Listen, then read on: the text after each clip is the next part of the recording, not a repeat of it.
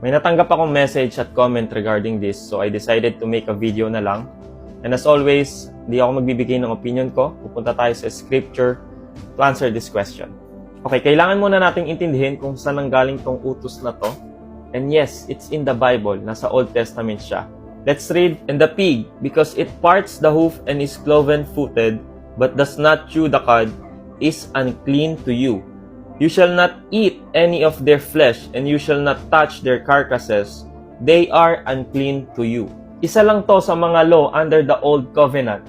Dahil may 613 laws under the Old Covenant.